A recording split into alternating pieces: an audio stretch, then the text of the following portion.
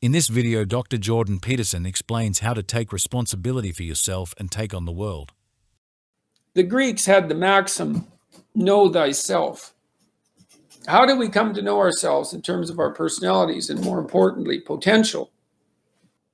You know, one of the things I often told my students and all my clinical clients as well, I guess I probably told my family members this as well, some of them anyways, that one of the first ways to come to know yourself is to understand that you don't.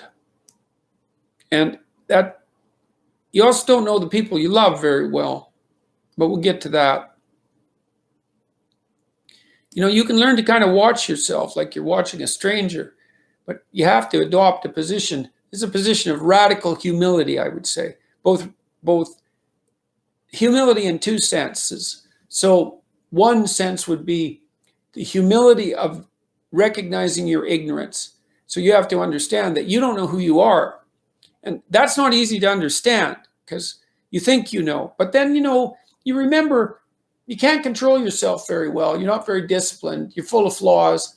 Maybe you don't know yourself as well as you think. But it's hard to get low enough to understand how deeply it is the case that you are ignorant about who you are. Now, there's an upside to that too, which also is that you're also ignorant about who you could be.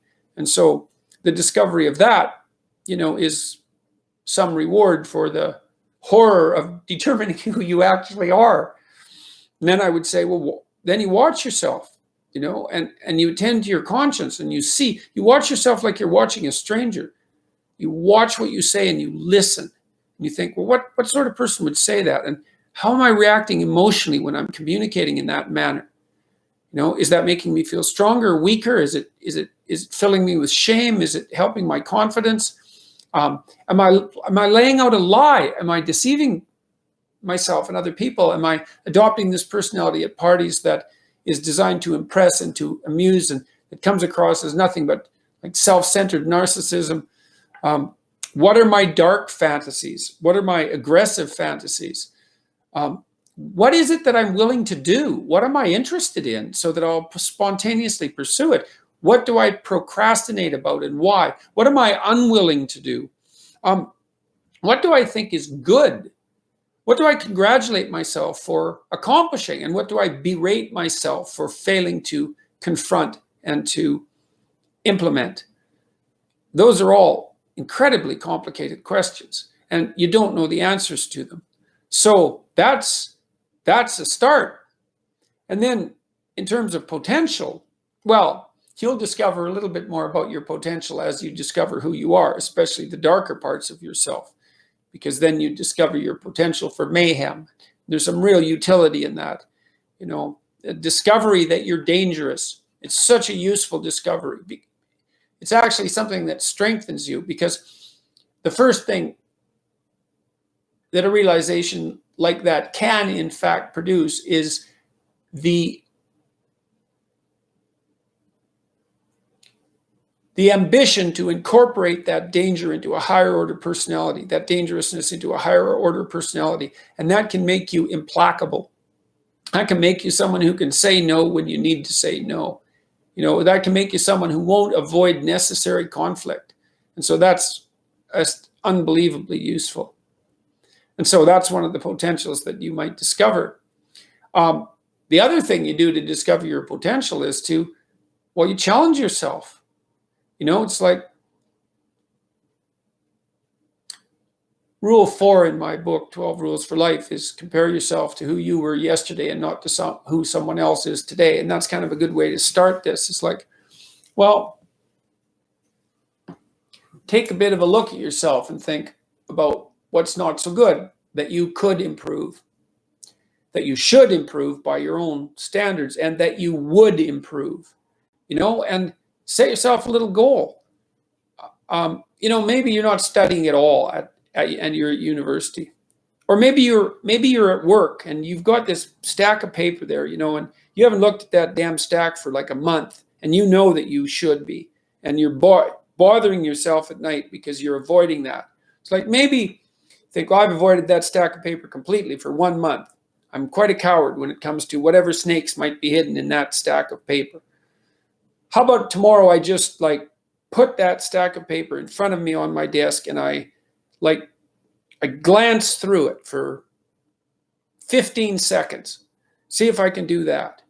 It's like, well, you set yourself a goal of improvement. It's a humble goal, because really, are you such a coward that the best that you can bloody well manage after a month of avoidance is 15 seconds of exposure to a stack of paper? It could easily be you've been avoiding it, so you're obviously afraid of it, and so the situation could be that dismal and dire, and you might think, well, geez, it's no balm to my ego. It's not fostering the strength of my ego to recognize in myself someone who could only withstand 15 seconds of exposure to that thing I'm afraid of. And so that's a form of humility too. It's like there's things you could do to improve, and you know what they are.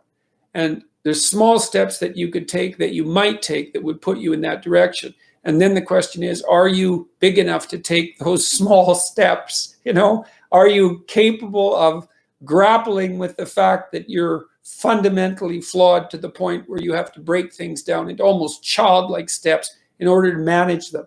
And the answer to that is, yeah, you are. And that's the lot of, I don't know if it's the lot of everyone. Most people have things they avoid, and they're afraid of. So I would say to some degree, it's the lot of everyone.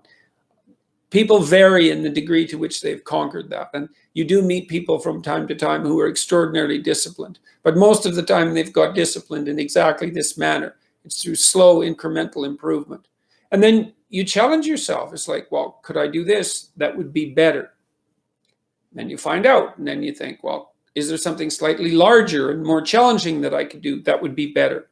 And you try it and you find out. And as you try it and you find out, generally you get better at it, and you can take on larger and larger challenges. That's why I suggested, again, in 12 Rules for Life and also in Maps of Meaning, is that, you take responsibility for yourself. That's part of standing up straight with your shoulders back. It's like, take on the world, man, but only in the what would you say? Only at the level that you can manage. When you're ignorant and biased and deeply flawed and immature, it's where everyone starts. You don't want to bite off more than you can chew, but it doesn't mean that you can't wrestle with part of reality.